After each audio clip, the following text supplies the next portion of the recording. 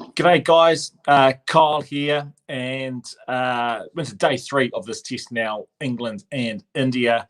And, well, every session's England, isn't it? It's a fascinating game of cricket to watch, and there's a lot of talking points also. So let's get into the total score for England. They're 578 all out. Joe Root, 218. He is in fine form. We've discussed that a lot, but a lot of interest in how they didn't declare towards the end of day 2. And normally you would expect that when the team has done pretty well in the first innings, having won the toss and batted. But I actually don't mind it. I actually don't mind the theory that they're going in here, because runs are runs, no matter if you get them in the first or second innings. It's total runs that count. And they've just backed themselves to bat once, get as many runs as they possibly can, and start well with the ball.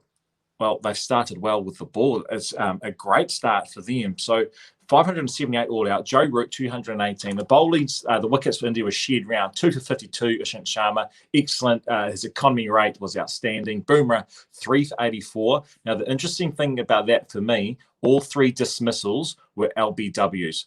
LBW's bowling nice and full and using his swing. Ashwin got through a power load of work, 56 overs, 3 for 146, and Dean picked up 2 wickets for 167. So the state of play as it stands right now after 2 sessions on day 3. Remember, I'm doing this review after 2 sessions of each day at the tea break, and we enter into the 3rd session only because my time zone here in New Zealand. So India, 154 for 4. They now trail by 424 runs. Sharma, great delivery by Archie. He hasn't played a lot of white ball cricket in the subcontinent, but not a lot of red ball cricket. And he didn't go to Sri Lanka, remember. Beautiful dismissal of Rohit Sharma. He was dismissed for 6. Shubman Gill, classy as anything. Geez, he looks so good when he is at the crease. He got 29 and only 28 deliveries. He batted exceptionally well. Pujara, he's on 53 not out so far.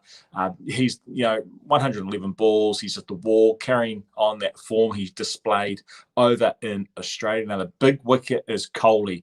Best, he would have dreamt of this type of wicket heading into this series. He picked up Kohli. Didn't turn too much, was just drift, and I think it was the right pace on the slow-natured wicket, inside edge to the man at silly leg, and picked up a beautiful dismissal for him. Jinky Rahane, he went for 1. Best picked him up. Not a great ball, but an outstanding catch by Joe Root.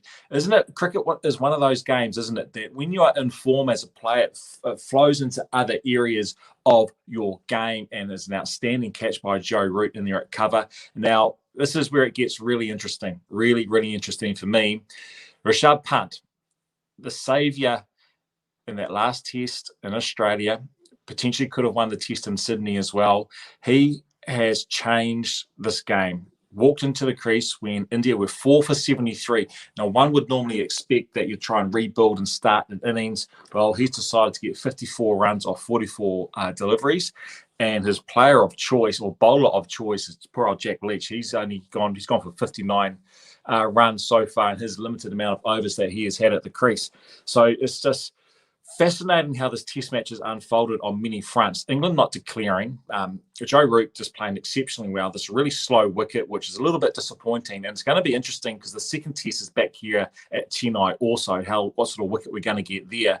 But the way England have started with the ball, Anderson hasn't picked up a wicket, but he is the master of the swinging ball and reverse swing. Every time he is bowling the delivery, it is swinging in the air, whether it's conventional at the start, whereas now he's covering his the ball as he runs into bowl, and the reverse swing is coming into play. So he is going to be a real handful and a challenge for the Indian batsman, because he'll also set fields. You'll see him have a short mid-wicket and a short cover, his mid-on and mid-off quite straight as well, and he'll try and bowl nice and full, use the swinging ball. Archer's going to come on and bowl fast, and he keeps the batsman on the back foot, doesn't he? So they complement each other quite well. He's picked up 2 wickets. He's 2 for 37, Archer.